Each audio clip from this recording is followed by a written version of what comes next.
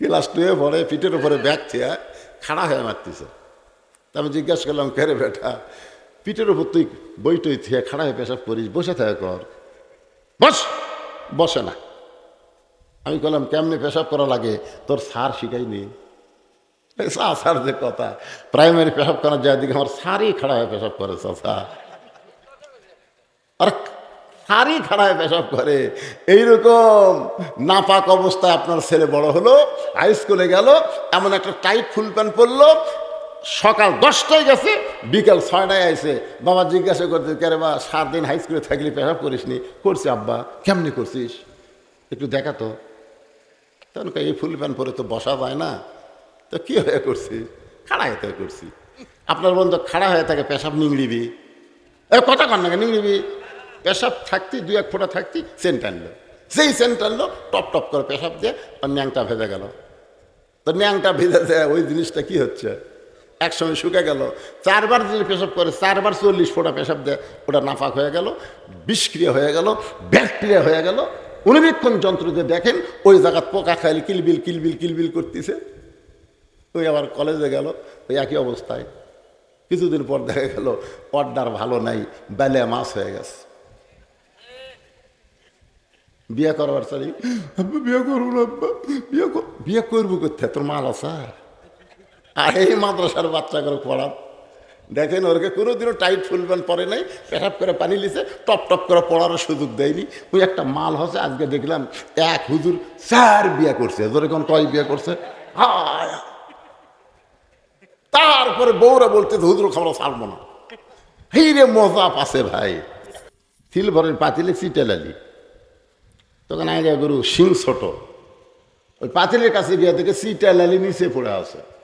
ওই এখন জিবাদা খাবার চায়, নাগাল পায় না, জোর করে যে খাবার গেছে, কান্দার মধ্যে শিংটা আটকে গেছে। লালি খাওয়া হয়েছে, কিন্তু পাতিল আর মাথা ছাড়ে না। আইডিয়া গরু হো হো করে, কোন দিকে যায় কিছুই তো দেখবার পায় না, গোটাল চোখ মুখ পাতিল। যে ঘরে স্বামী স্ত্রী ঘুমায়, ওই ঘরের মধ্যে দাঁড়িয়ে গরু ঢুকছে। সঙ্গে সঙ্গে বউ চিল্লে বলে, বাবা আজরাইল আমার কাছে আসো না, ওই যে আমার স্বামী ক্যান্সার রোগী, তুমি কি চোখে দেখবার পাও না? স্বামী চেতন ভাই বলে, বউরে কি হয়েছে? বলে, আজরাইল ঘরের মধ্যে ঢুকছে, তোমারে দেখাই দিলাম। স্বামী কান্দার বলে, তুই না দিনের বেলা কইলি আমার হায়াত আল্লাহ আপনাকে দেখ, আপনার মৃত্যু আমাকে দেখ। বউ চিল্লাই বলে, মরার কথা মুখে বলা যায়, কিন্তু অন্তর দিয়া কেউ মরবার চায় না। আসলে কি আমরা মরবার চাই? চাই না। বিশ্বাস করেন, আপনার মসজিদের সামনে দিয়ে যখন দান বাক্স যায়, যায় না? জুমার দিন আপনার মসজিদ দান বাক্স যায়, কিন্তু প্রত্যেকটা বক্তা এবং আল্লাহর কোরআন নবীর হাদিস বলতেছে, যেইটা তুমি আল্লাহকে দিবে ওইটাই তোমার, আর যেইটা তুমি পকেটে রাখবা ওইটা তোমার না। ইমানের কথা, ওমা তুনফিকু মিন শাইইন ফি সাবিলিল্লাহি ইউওয়াফা ইলাইকুম ওয়া আনতুম লা তুজলামুন। এটা কোরআনের কথা। সুবহানাল্লাহ। বিশ্বাস করেন বা না করেন, শোনা লাগবে না। এখন দান বাক্স আপনার মুখের সামনে আসলো, আপনার পকেটে 500 টাকার একটা লোট আছে, 200 টাকার একটা লোট আছে, 100 টাকার একটা লোট আছে, 50 টাকার একটা লোট আছে, কিন্তু 10 টাকা নাই। কয় টাকা নাই? টাকা আছে না নাই? আছে, কিন্তু 10 টাকা নাই। তখন আপনি কি করবেন? মিন শাররিল ওয়াসওয়াসিল খান্নাস, আপনার ভিতরে শয়তান বলবে, ঠেলা আমার। যখন কি মার, ঠেলা আমার। তখন আপনি টাকা পকেট থেকে এমন জোরে মানলেন যে 4 জন পার হয়ে চলে গেল। ওরা 4 জন আপনার খুশি, দেখলে তোর হাতত বল আছে রে। আপনি সত্যি করে বলেন তো, আপনি যখন টাকা পকেটের থেকে দান বাক্স ঠেলা মারলেন, তখন আপনি হন আর আমি হন, যেটাই হন, ঠেলা মারার পরে আপনার 2 কাঁধের ফেরেস্তার খবর কি? আপনার 2 কাঁধে 2টা ফেরেস্তা কিন্তু আছে, আছে না নাই? তো ওই 2 ফেরেস্তা তখন কি করতেছে? দেখতেছে। ওই 2 ফেরেস্তা বলতেছে, আল্লাহ এই শয়তানের কান্দত আমি থাকবো না। যে শয়তান পকেট ভরে টাকা থুয়ে আপনার মসজিদের বাক্স ঠেলা দেয়, এর কান্দত থেকে আমি লেখবো কি? এর কান্দর থেকে কিছু লেখার আছে? আল্লাহ ডাকতে বলে, ফেরেশতা সাক্ষী থাকো, যে দান বাক্সকে ঠেলা মারছে ও আসলে দান বাক্স ঠেলা মারে নাই, আর তকদির থেকে জান্নাত ঠেলা মারছে। এই জন্য বলা হয়েছে আর সখী হাবিবুল্লাহ, যারা আল্লাহকে দান করে তারাই আল্লাহকে বিশ্বাস করে, আর যারাই দান করে তারাই জান্নাতি হয়ে যায়। সুবহানাল্লাহ, জোরে কন। একটু মনোযোগ দিয়ে শুনবেন। আল্লাহ ডাকতে বলে, মুসা রে, মানুষ দুনিয়াতে গেলে মরতে চায় না, সেই মৃত্যু তোমার কাছে কেমন মনে হয়? মুসা বলতেছে, আল্লাহ, দুনিয়ার জীবনে যত নিয়ামত আমাকে দান করেছেন তার মধ্যে উত্তম নিয়ামতের নাম হলো মৃত্যু। মন না চাইলে সুবহানাল্লাহ কোন। আচ্ছা, মুসা নবী কি ভুল কইতেছে? মুসা কি জাতা তাতা নবীর কি? আল্লাহর সঙ্গে মতো ঝগড়া করছে, জানেন?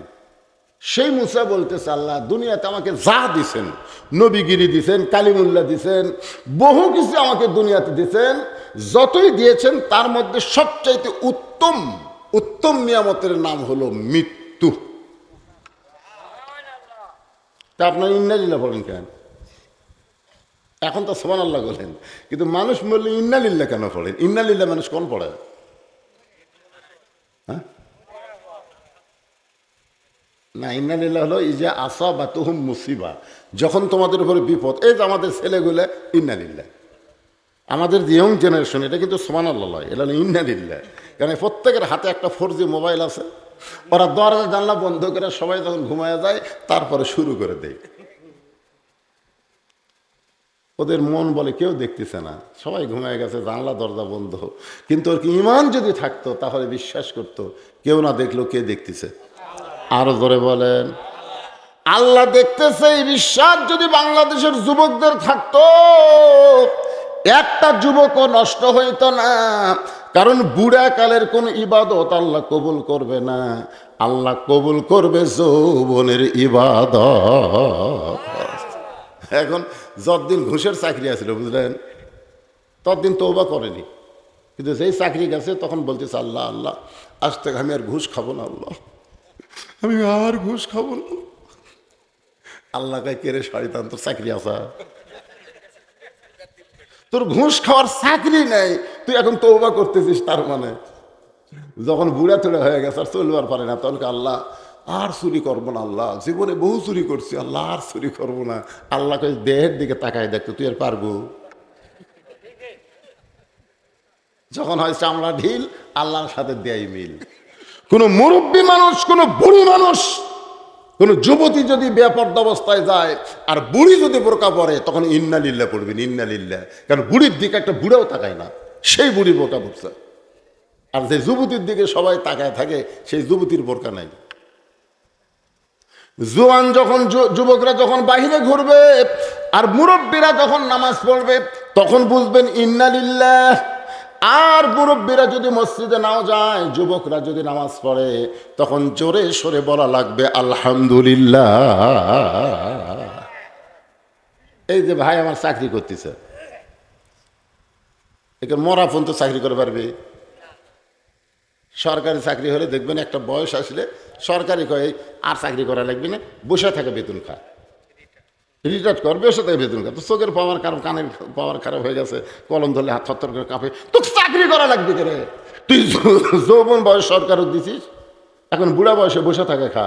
যারা যৌবন বয়সে 5 ওয়াক্ত নামাজ পড়বে, বুড়া বয়সে যদি নামাজ নাও পড়বার পারে, ওই যৌবন বয়সের নামাজের পেনশনের সওয়াব আল্লাহ তার আমল নামায় দিয়ে দিবে। ইন্না লিল্লাহি ওয়া ইন্না ইলাইহি রাজিউন বোঝানোর জন্য বলতেছে, একটু খেয়াল করেন। আল্লাহ বলে, মুসা মৃত্যু তোমার কাছে উত্তম মনে হওয়ার কারণ কি? মুসা বলতেছে, আল্লাহ কারণ হলো 3টা। জোরে বলেন, কয়টা? খুব খেয়াল করবেন। 1 নম্বর কারণ হলো, না মরলে জান্নাতে যাওয়া যাবে না। আচ্ছা, আপনারা সবাই জান্নাতে যাবার চান না? চান নাকি চান না? কারা কারা চান? আল্লাহকে একটু হাত দেখান তো দিকে। আল্লাহ দেখো, আল্লাহ, আল্লাহ সামিয়ানা নাই, আল্লাহ সরাসরি আসমান থেকে তাকায় দেখো, ফ্যানের তলে নাই, গরমের ভিতরে যারা তোমার কোরআনের ওয়াজ শুনতেছে, জান্নাতে যাওয়ার জন্য হাত তুলেছে আল্লাহ, এই হাতগুলো তুমি জান্নাতের জন্য কবুল করো। জোরে করো আমিন। হাত নামান। আচ্ছা, আল্লাহ আমাদের জান্নাত দিয়ে দিল, দিছে। এখন যদি আল্লাহ বলে জান্নাতে যাও, আমাকে আল্লাহ বলতেছে জান্নাতে যাও, তাহলে কিভাবে যাবেন? না না না না, জান্নাতে যাবার করলে আপনি কোন দিক দিয়ে যাবেন পারে? না না, এই জিনিসটা বুঝবার পারেন নাই। একবার লাইলাতুল মেরাজে আমাদের নবী বাইতুল মুকাদ্দাস, বাইতুল মুকাদ্দাস তো চেনেন, চেনেন না? যে বাইতুল মুকাদ্দাস এখন ইহুদিরা দখল করতে চায়, এ পর্যন্ত 32-33 হাজার ফিলিস্তিনি মুসলমান করা হত্যা করছে, তার মধ্যে 20,000-এর বেশি শিশু বাচ্চাকে হত্যা করছে। সেই বাইতুল মুকাদ্দাসে আমাদের নবী 2 রাকাত নামাজের ইমামতি করছিলেন। কয় রাকাত? সাহাবীরা জিজ্ঞাসা করলেন, হুজুর কোরআনে 2টা মসজিদের নামে একসাথে আছে? নাই। আছে, পড়ছেন আপনারা? সুবহানাল্লাযী আসরা বিআবদিহি লাইলাম মিনাল মাসজিদিল হারাম ইলাল মাসজিদিল আকসা। নবীকে সাহাবীরা বলতেছে, এই 2 মসজিদের মধ্যে দাম বেশি কার? মানে কাবা ঘর আর বাইতুল মুকাদ্দাস, এই 2টার মধ্যে দাম বেশি কার? হ্যাঁ, বাইতুল মুকাররম লয়, একটা হচ্ছে বাইতুল্লাহ কাবা ঘর, আর একটা হলো বাইতুল মুকাদ্দাস। এই 2টার মধ্যে দাম বেশি কার? কাবা ঘরের দাম নেই। যেটি আমরা হজ করবে যাইবারে, যেটা তাওয়াফ করি, সেটা হলো কাবা ঘর। আর যেটি এখন পর্যন্ত আমরা যাবার পারিনি, খালি শুনি যে ফিলিস্তিন মুসলমান, ইসরায়েল ইহুদি।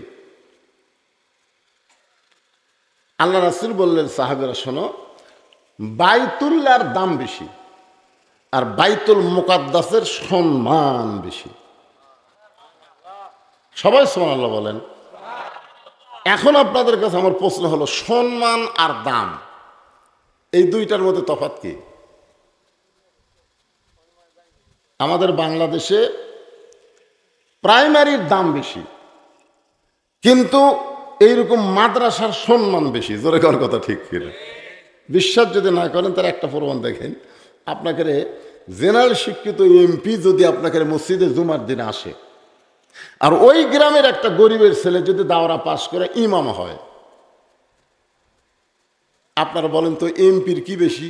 দাম বেশি, কিন্তু ইমামের সম্মান বোঝেন আপনারা? মসজিদের মধ্যে যখন যায় তখন একটা লোক কি কয় যে এমপি সাহেব আপনি সামনে যান। সমস্ত স্যামসারা, যারা এমপির স্যামসা, তারা পর্যন্ত কয় লাইনত দাঁড়ান। আর বেতন পায় না, মাস গেলে বেতন চালিয়ে কেশিয়ার গরম হয়, তাকে কয় হুজুর সামনে যান। তাহলে হুজুর কয়, রে তুই যত বড় এমপি হ, আমার পাশে খাড়া হ। আমি নিয়ত করার আগে তুই নিয়ত করতে পারবি না, আমি রুকুতে যাওয়ার আগে তুই যাওয়ার পারবি না, আমি সিজদায় না গেলে তোর খাড়ায় থাকা লাগবে। তোর কোন কথা ঠিক কি না? বাইতুল মুকাদ্দাসের সম্মান বেশি হওয়ার কারণ হলো, বাইতুল্লাহ আল্লাহর ঘর, সমস্ত নবী রাসূল তাওয়াফ করতে পারে, কিন্তু একসঙ্গে সমস্ত নবী রাসূল বাইতুল্লাহর মধ্যে ঢোকে নাই। আর বাইতুল মুকাদ্দাসের মধ্যে সমস্ত নবী রাসূল একসঙ্গে ঢুকেছে। জিবরাইল বললেন, হুজুর আপনি যে 2 রাকাত নামাজ পড়ালেন, আপনার পিছনে যারা ইক্তেদা করলো তারা কে? আল্লাহ রাসূল বলেন, জিবরাইল আমি তো জানি না। ফেরেশতা জিবরাইল বললেন, 1,24,000 পয়গম্বর রাসূল আজকে হলেন মুসল্লি, আর আপনি হলেন ইমাম। আজ থেকে আপনার ডিগ্রি হলো ইমামুল আম্বিয়া, ইমামুল মুরসালিন। নবী বললেন, ভাই জিবরাইল আমি একটু সব নবীদের দেখবার চাই, সমস্ত নবীদেরও একসাথে দেখবার চাই। তখন জিবরাইল একটা মেম্বর এনে দিলেন। ওই মেম্বরে নবী দাঁড়ায় দেখতেছেন সমস্ত নবী রাসূলের চেহারা থেকে আলো আসতেছে, আলো চেহারা থেকে আসতেছে, নূর আলো আসতেছে, কিন্তু একটা নবীর চেহারাত কোনো আলো নেই। আল্লাহ নবী চমকে গেলেন, সবার চেহারা আলোকিত, ওই নবীটা কি করলো, তার চেহারাতে আলো নাই কেন? আল্লাহ রাসূল ডাকলেন, ভাই এদিকে আসেন তো। নবীটা যখন আসলেন জিজ্ঞাসা করলেন, আপনার নাম কি? বলে, আমার নাম ঈসা আলাইহিস সালাম। আল্লাহ নবী বললেন, ভাই হিসাব, সমস্ত নবী রাসূলের চেহারা থেকে আলো বের হয়, কিন্তু আপনার চেহারায় আলো না থাকার কারণ কি? ঈসা বলতেছে, সমস্ত নবী রাসূল জান্নাত থেকে আপনার পিছনে নামাজ পড়তে এসেছে, কিন্তু আমি জান্নাত থেকে আসতে পারি নাই। আল্লাহ নবী বললেন, সমস্ত নবী রাসূল জান্নাত থেকে আমার পিছনে একটা করলো, কিন্তু আপনি জান্নাত থেকে আসতে পারলেন না। ঈসা বলতেছে, এখন পর্যন্ত আমার মৃত্যু হয় নাই, আমি না মরলে জান্নাতে কেমনে যা। এখান থেকে কি বুঝলেন? জান্নাতে যাইতে গেলে কি করা লাগবে? মরা লাগবে। এই হক কথাটা জোরে কর না কেন? আপনি বলেন বা না বলেন, জাত জাত সাকারাতুল মাউত হক্কুন, মৃত্যুটা যে হক, এইটা ইহুদির বাচ্চারাও বিশ্বাস করে, হিন্দুরাও বিশ্বাস করে, বৌদ্ধ খ্রিস্টানরাও বিশ্বাস করে, মরা লাগবেই। জোরে কোন কথা ঠিক কিনা? ওদের মরা হলো পচে যাওয়া, আর আমাকে মরা মিনহা, পড়েন, মিনহা খলাকনাকুম অফিহা নুইউদিকুম অমিনহা নুখরিজুকুম তারাতান উখরা। একটু মনোযোগ দেবেন। মুসা আলাইহিস সালাম বলতেছেন, আল্লাহ মৃত্যুকে পছন্দ করে এক নম্বর কারণ হলো না মরলে জান্নাতে যাওয়া যাবে না। আপনি এত সুন্দর জান্নাত বানাইছেন, সেই জান্নাতে যাওয়ার জন্যে আমি মরতে চাই। আপনারা জান্নাতে যদি যাবার চান তাহলে মরা লাগবে। মরবেন মরবেন। আমি যেই বলবো জান্নাতে যাইতে গেলে কি চাই, আপনার সকলেই জবান খুলে বলবেন মরতে চাই। বলতে পারবেন না ভাইজান? যাই বলবেন তাই জিতবেন, আর যাই বলবে না ওই ঠকবি। জান্নাতে যাইতে গেলে কি চাই? আরো জোরে জোরসে বলুন। আপনি মরে যাওয়ার পর আপনার সমস্ত আমল বন্ধ হয়ে যাবে, তিনটা আমল আপনার জারি থাকবে। এই যে মরতে চাই মিছিল করেন, খালি মরে দেখেন ওই তিনতলা। আমি তো আব্দুল মুমিন কাউসারের বাড়িতে কোনদিন যাইনি, বুঝলেন? আজকে যাই, আমার আত্মাই খাঁচা। এত এত সুন্দর বাড়িতে আমি মরবি কেঙ্গার রে? আরে শোনেন, আপনি মরে গেলেও তিনটা আমল আপনার জন্য আল্লাহ জারি করে থবি। মরিয়া জারে ফুরাবো না, খালি জাতিই থাকবি। তার মধ্যে একটা আমল হলো নেককার সন্তান। প্রাইমারি পড়ালে হবে না, মাদ্রাসার ছাত্র বানাতে হবে। কিছুই যদি না পারে, আপনি মরে যাওয়ার পরে আপনার কবরের পাশে যদি বলি আলিফ বা তা সা, আলিফ বা তা সা, ফেরেশতা আল্লাহ তো কিছু করার পারি না। এরা কোরআনের মধ্যে আলিফ ছাড়া কোরআন হবে, বা ছাড়া কোরআন হবে, তা ছাড়া কোরআন হবে? কোরআনই পড়তেছে রে সবার বাপক দে। আর এক বেটা মরে গেলে বলতেছে আগ ডোম বাঘ ডোম ঘোড়া ডোম সাজ। ওই হুজুরটা কিন্তু আপনার জন্য জানাজার ইমামতি করবে, আপনার জন্য দোয়া করবে, রব্বির হামহুমা কামা রব্বায়ানি সগীরা। যদি নেককার সন্তান আপনার ভাগ্যে না হয়, নেককার সন্তান যেখানে তৈরি করা হয় সেই মাদ্রাসা তৈরি করা লাগবে। সে মাদ্রাসায় টাকা দিবেন, মাদ্রাসায় জায়গা দিবেন, মাদ্রাসার ঘর নির্মাণ করে দিয়ে আপনি কবরে যাবেন। আপনি কবরে গেলে কি হবে? ওই মাদ্রাসা থাকবে যতদিন, ততদিন আপনার কবরে আল্লাহ সওয়াব পৌঁছায়া দিবে। বাজান একটু খেয়াল করবেন, সদগায়ে জারিয়ার মধ্যে বহু ওয়াজ আছে, আমি সেই ওয়াজটা এখন করতেছি না, সময় হলে আপনাদের সামনে বলবো। আল্লাহ বলে মুসারে মৃত্যুকে পছন্দ করার 2 নম্বর কারণ কি? 1 নম্বর কারণ জান্নাত পাওয়ার জন্য মরবা। 2 নম্বর কারণ কি? মুসা বলতেছে আল্লাহ মৃত্যুকে পছন্দ করার 2 নম্বর কারণ হলো আমার মৃত্যুটা কেবলমাত্র, এ ভাই এটা খেয়াল করে শুনবেন, আমার মৃত্যুটা কেবলমাত্র আল্লাহর জন্যে। কার জন্যে? আর আমরা মর্ম কার জন্যে? ও যে 7ই জানুয়ারি নির্বাচন হলো না, ভোট আপনাকে এলাকাতে হয়নি? 7ই জানুয়ারি আমাকে এলাকাতে ধর পাগল শুরু হলো, বুঝলেন? আমার এলাকার এক বিএমপি নেতা ওই মরার আগেই গোরস্থানত যায় একটা কবর করছে। মানে কবে মরবে ওর দিন পর্যন্ত ধৈর্য নেই, ওই মরার আগে একটা কবর খুলে নিচে খেয়াল পাড়িছে। ফ্যান পেড়ে তার উপর কম্বল দিয়ে ওই ল্যাব গাউদ দিয়ে শুয়ে থাকে। 7ই জানুয়ারি কিন্তু শীতকাল, বুঝতেছেন না? কম্বল গাউদ দিয়ে শুয়ে থাকে কবরের মধ্যে। আপনার বলুন তো, মানুষ জ্যাঁতা অবস্থায় কেউ কবর থাকতে চায়? কিন্তু ওই লোকটা জ্যাঁতা অবস্থায় কবরের মধ্যে আছে। মাঝে মধ্যে বাড়িতে ফোন করে, কে গো খবর কি? বলে খবর তো আমাকে ভালো আছে, আপনার খবর কি? এ পর্যন্ত সন্ধ্যার থেকে এ পর্যন্ত 3বার পুলিশ আছে। বলছে আমার টেনশন করিস না, আমি এমন জায়গাতে আছি পুলিশের বাপেরও ক্ষমতা নাই আমাকে ধরবার করার। পুলিশের বাপেরও ক্ষমতা নাই যে আমাকে ধরবার পরে। আসলেই তাই, একটা পুলিশও গোরস্থানত যায় না, সব খালি লোকালয়ের মধ্যে খোঁজে, ওই ডাঁটে ঘুম পাড়ে। মনে করেন, এটা বোঝানোর জন্য বলতেছি, মনে করেন আল্লাহ